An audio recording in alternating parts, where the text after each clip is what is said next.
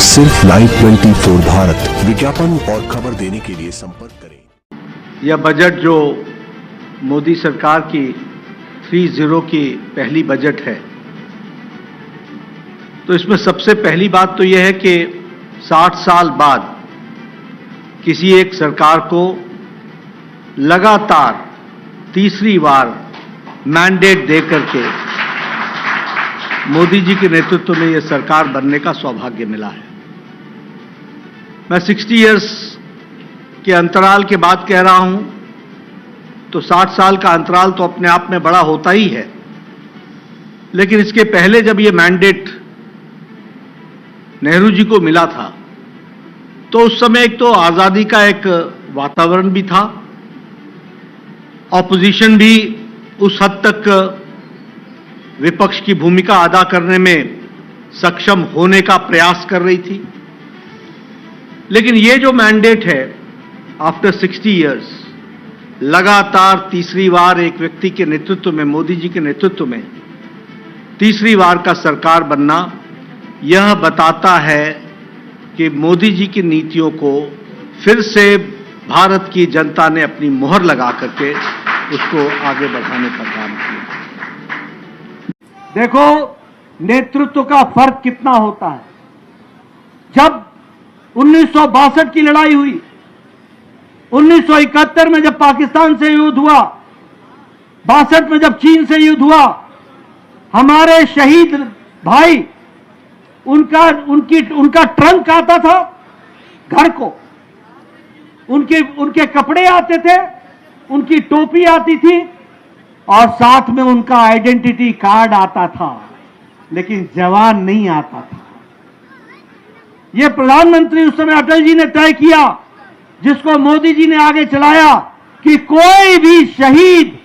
जो देश के लिए शहादत देता है, उसको पूरे सम्मान के साथ उसका अंतिम संस्कार उसके गांव में होगा और पूरी जिम्मेवारी सरकार और फौज लेगी। इस बात की चिंता की। क्यों? इसलिए कि वह किसी परिवार का शहीद नहीं है, वो सारे देश के शहीद है के लिए शहीद हुआ है और उसकी शहादत व्यर्थ नहीं जाएगी, इस बात की चिंता। कारगिल का युद्ध हुआ था, तो उस समय आप सब में से अधिकतर लोग, शायद कोई 2 साल का होगा, कोई 4 साल का, कोई 5 साल का, और बहुत से ऐसे लोग भी हैं हमारे युवा साथी जो शायद इस दुनिया में उस समय आए भी नहीं हो। लेकिन मित्रों, यह वीर जवानों का अभिनंदन का अवसर है, और जब मैं वीर जवानों के अभिनंदन की बात करता हूं, तो कारगिल का विजय दिवस इस रूप में मना करके हम भारत के उन वीरों को, उन वीर सपूतों को, जिनके शौर्य के कारण जो पाकिस्तान ने कारगिल की भूमि पर कुत्सित निगाहें डाली थी, उनके इरादों को, जो उनकी सोच थी, उसको चकनाचूर करके कारगिल पर फिर से तिरंगा लहराया था। इसको हमको ध्यान रखना चाहिए। कारगिल का युद्ध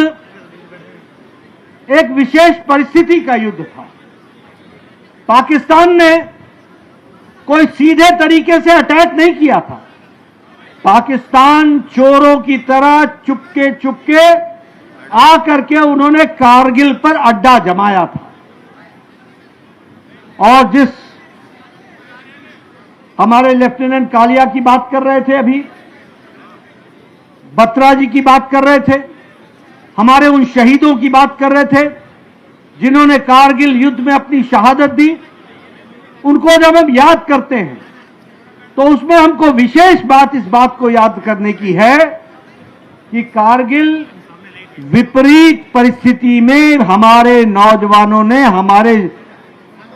फौज के जवानों ने लड़ाई लड़ी थी। दुश्मन कारगिल की चोटी पर था, दुश्मन स्ट्रेटेजिक के स्थान पर था, और भारत के वीर जवानों को नीचे से पहाड़ चढ़ करके उस चोटी पर कब्जा करना था। ये बहुत ही कठिन कार्य था, क्योंकि पाकिस्तान की आर्मी ने चोरी चोरी चुपके आकर कारगिल की चोटी पर स्ट्रैटेजिक स्थान को स्थापित कर लिया। लेकिन हमारे वीर जवानों ने हार नहीं मानी, रुके नहीं, लगातार योजनाबद्ध तरीके से भारत की फौज ने यह लड़ाई लड़ी और इसी लड़ाई के कारण 26 तारीख को फिर से वहां पर तिरंगा फहराया, आज से 25 साल पहले, और भारत को हमारे वीर सैनिकों ने इस काम को पूरा किया।